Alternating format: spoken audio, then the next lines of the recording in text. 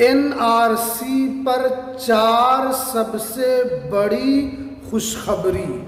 अब सबको नागरिकता मिलेगी। आप किस तरीके से नागरिकता आपको मिलेगी, आज मैं आपको इस वीडियो के अंदर बताऊंगा। और नागरिकता को लेकर, एनआरसी को लेकर क्या बड़ी खुशखबरी निकल कर आ रही है, क्या इसको लेकर जानकारी निकल कर आ रही है, पूरी वीडियो आपको देखने के बाद समझ में आ जाएगा। देखिए, आपको पता है कि अभी भारत के अंदर एसआईआर चल रहा है। 2 फेज का एसआईआर मुकम्मल हो चुका है।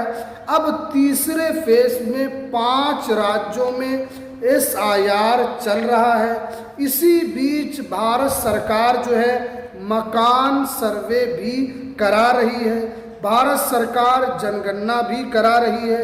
आगे आने वाले वक्त में एनआरसी को भी लाया जाएगा, ये आपको पता है, क्योंकि एनआरसी को लेकर भी चर्चा चल रही है, ये सभी को पता है।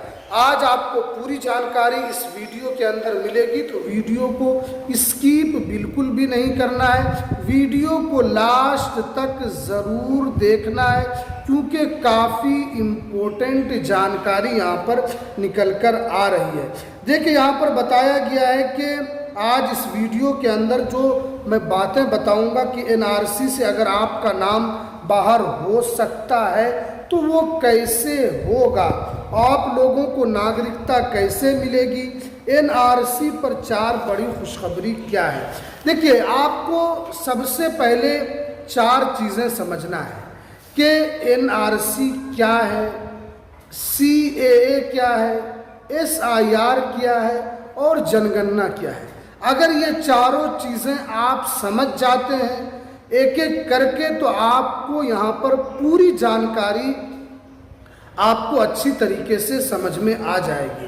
देखिए, सबसे पहले आपको ये समझना है कि एनआरसी क्या है, उसके बाद सीए क्या है, एसआईआर क्या है, ये सभी को एक एक करके मैं आपको बताता हूँ। देखिए, वीडियो को लास्ट तक ज़रूर देखना है, कहीं पर भी आपको स्किप बिल्कुल भी नहीं करना है।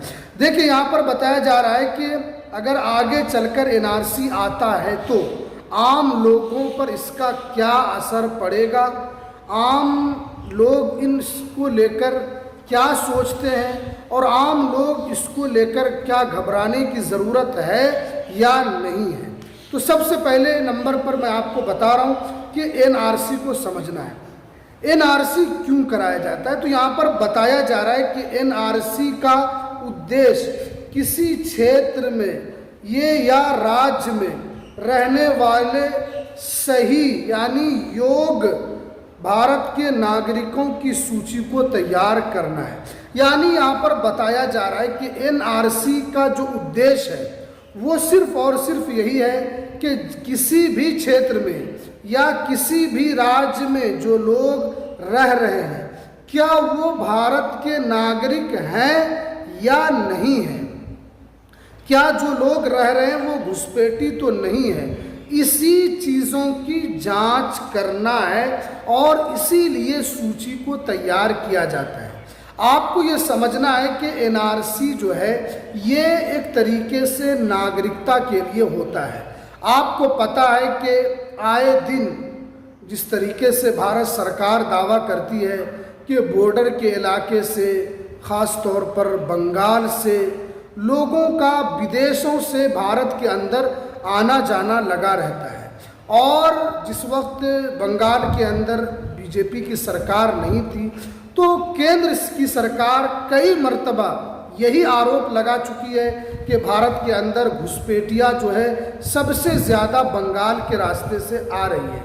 तो इसी चीज़ को जांचना है, क्या जो असल में भारत के नागरिक हैं वो है या नहीं है, या बाहर देश से आए, इसी की सूची को तैयार करना है।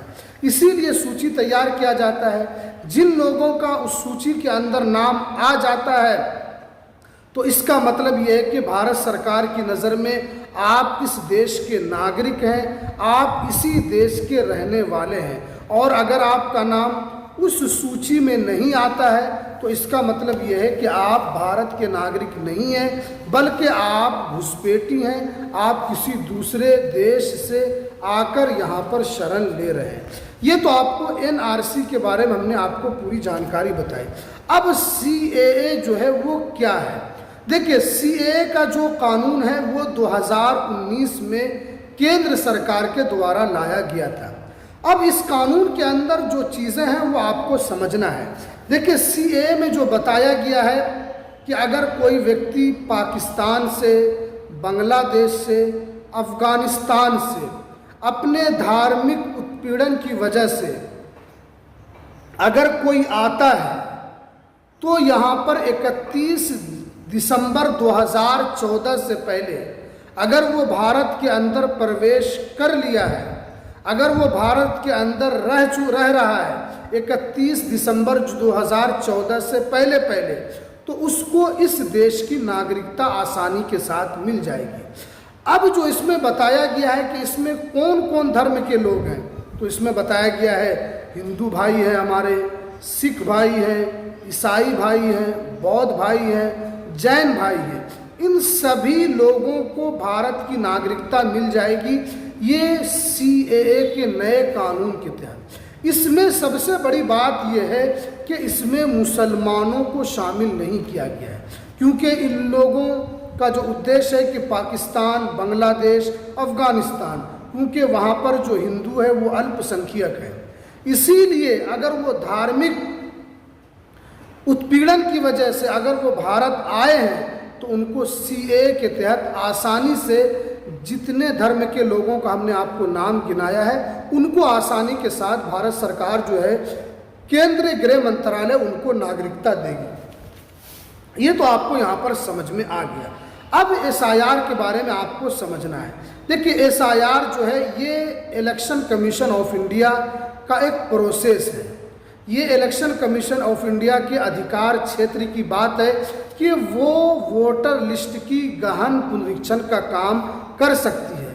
उसके अंदर जो बताया गया है कि एसआईआर के अंदर गलत लोगों के नाम को हटाना, योग्य लोगों के नाम को जोड़ना और पात्र